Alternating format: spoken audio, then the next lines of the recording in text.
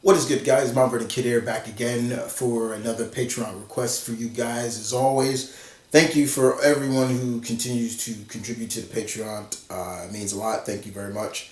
I appreciate it. And this next request comes from Jimmy. And he asks me that I'd fix, 5 things to fix about the MCU that bothers me. Okay. 5 things about the MCU that bothers me. That extremely bothers me. I'm gonna go it down.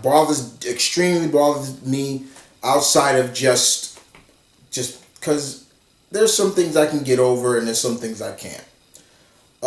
So yeah, here we go. Five things. One of the things that bothers me. Let's start off with number one. Shield ending. I would have never done that. That still bothers me. That bothers me to this day. That absolutely bothers me. It bothers me to no bounds that Shield is no longer around. And it bothers me so much that it's even now it was they even did it in the current comics. There's no more Shield no more. I hate that. Because if it was me doing that, Shield would have been reborn after they took Shield down in Winter Soldier, in that way. After probably before or even after Cap was old. That's what I would have did with Cap. He would have passed the Shield to Sam, and he would have taken over as the head of Shield. He would have carried on the legacy of what Peggy and all of them did. He would have been the new director and head of Shield, and that was where you would have seen him recruit. You would have seen people like Coulson return and Quake and everybody. You would have seen his version of the superhuman division of Shield. Like, you would have seen that. That's definitely one of them that really just bothers me. I can't get over the fact that Shield is. I don't. Number 2 on the list. Number 2, secret identities. That bothers me. That when you look at the MCU, the only hero in the MCU that's identity is not publicized is Spider-Man. Even before his identity was publicized, it was always in disguise. I don't like that. Iron Man, not so much. I didn't mind him doing that, and Cap to a degree, no. But everybody else to the other part of it, no, I don't. I don't really like that. I wish they put more emphasis on secret identities. So that's definitely number 2. Number 3 on that list. Number 3 comes to nerfing characters. Oh my God. Do I have to acknowledge this? Yes, I do. This bothers me to no bounds. And the characters that they have nerfed in the MCU is ridiculous. Do I have to go? Let's start it down. Okay, let's use the Hulk. The Hulk has been nerfed. Oh my God. How do you have him even one point say he's the strongest and you still nerf him? Thor nerfed. Oh my God, he's been nerfed. And that's another thing, and I'll even throw this in there instead of making it another. Thor relying so much on the hammer. Thor is the most powerful Asgardian of them all, and one of them, and he relies on that. He relied on the hammer way too much. I hated that. And even more was when he was fighting Thanos. I'm like, I've seen this guy in the comics go blow for blow with Thanos, and you nerfed him. I hate that. Mantis, oh my God, she was nerfed. If you guys only knew what Mantis could do, go research her and see, and you'd be like, whoa, why did they make her like that? Drax, nerfed. There's been almost every has been nerfed outside of Captain Marvel.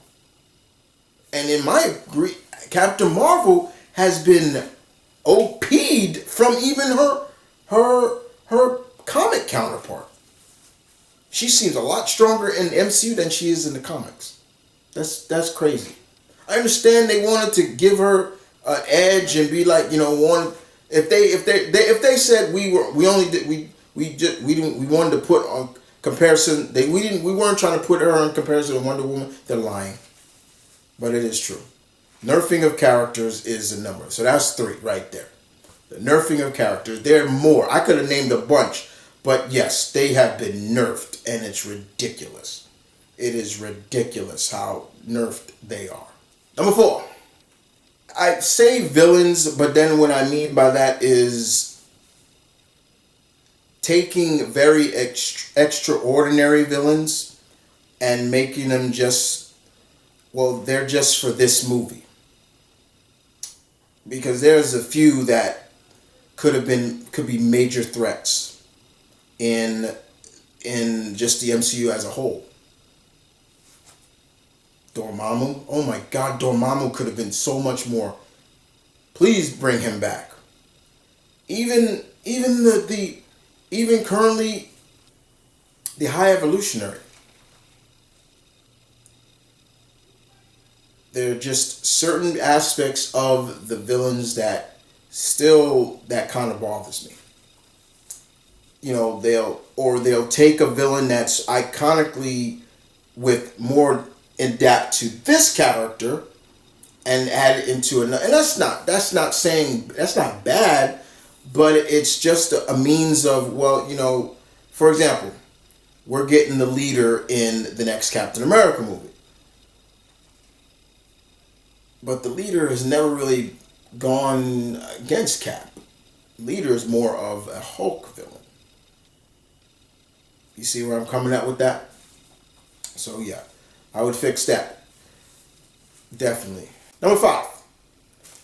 The 5th one that bothers me to some degree is how they go about deciding who the villains are, or how they decide on adapting stories. Because at the same time, I'm looking at Secret Invasion. Here's Secret Invasion. It just came out, right? Secret Invasion, this is the MCU version of it, because that storyline was huge and it had very implications on characters, and majority of the characters that turn out to be Skrulls are not even in the MCU or not around. And that has, I've seen that worry a couple of people, and it bothers me a little bit because I'm like, how are they going to do this? Especially when we saw Captain Marvel, they had already showcased that the Skrulls are not all bad. There's a section of them that was bad, and there's a section that's very peaceful. And to me, most Skrulls are just bad. Like there's a few that are like out there, but majority of them are just bad. And I just felt like that was the wrong idea to just give these Skrulls some kind of sympathy. No, they don't get sympathy.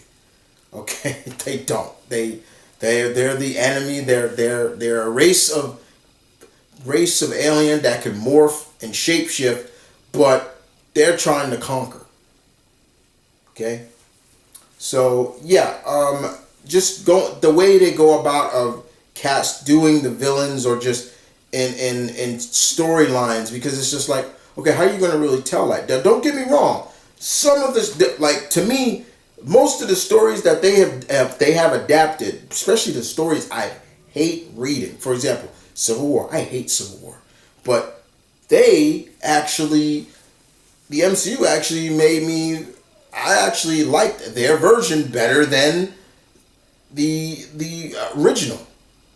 They pretty much did one more day, and that was done better. Not saying that they can't, but there are just some things. That's 5 right there. And I'll throw another one in for you just for honorable mention. I know a lot of people were saying, oh, there's still too much jokey in there and jokes and too much is too lighthearted. Well, let's be honest. That's not really, that doesn't bother me as much. That doesn't bother me. What bothers me sometimes is certain actors not staying true to the character. Like I said, I thought Dave Bautista was great, but at times I'm like, that's not Drax. He is not Drax, and that's a problem. Now, here's the reason why I put that in there is because that's a problem because then in the comics they will adapt those versions of said character in the comics. Guardians of the Galaxy is a perfect example of that because before their movie Guardians, they were, especially Star-Lord, he was a badass. Peter Quill was a badass. He was like a mixture of Captain America and Punisher. And then once they did the movie and it was like they turned his whole character around. Same thing with Drax. Rocket, not so much, because Rocket's always been like that.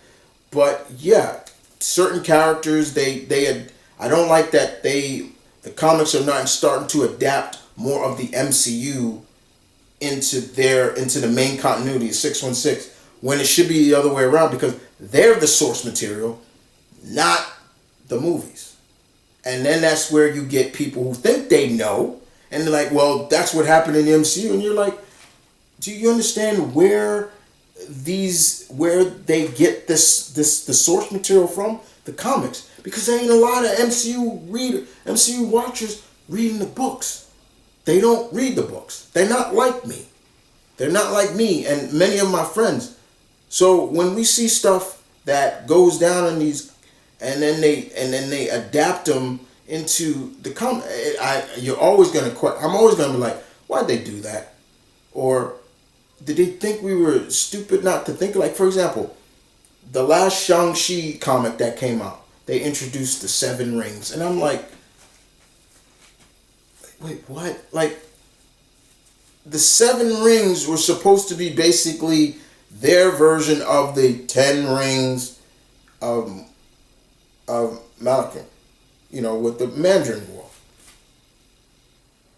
But they did that. They did the 10 rings in the comics too, and I was just like, why'd they do that? Why? Or currently now in the latest, basically, Agatha Harkness is now young again. Is young, and I'm like, did they do that because of Katherine Hines' version or no? And then they try to write like, well, she's always been young. It was just, it's like, you say that, but she's always been an old woman in the comics. See? That's what I mean. Well, guys, I hope you guys enjoyed this. Jimmy, I hope you enjoyed it. Those are a few things that really bother me a lot. Some things that may bother you about the MCU doesn't really bother me as much. I'm one that just looks at some of the stuff and I'm just like, it doesn't bother me as much. I know people was like, I wish that more of the TV shows were more connected in terms of the earlier TV shows like Agents of S.H.I.E.L.D. and stuff. And I've never really said Agents of S.H.I.E.L.D. was connected because it didn't feel like it at times. Oh, they would tease, this one, call the Avengers now. And then that happens. I'm like, yeah, but you got to keep that up, it's stuff like that. Well, I hope you guys enjoyed this. Thank you for watching. Thank you for listening. I will see you guys next time, as always, with some more Patreon. I got a lot more. I just got 8 more requests from different people, but I appreciate it very much. You guys take care. See you around.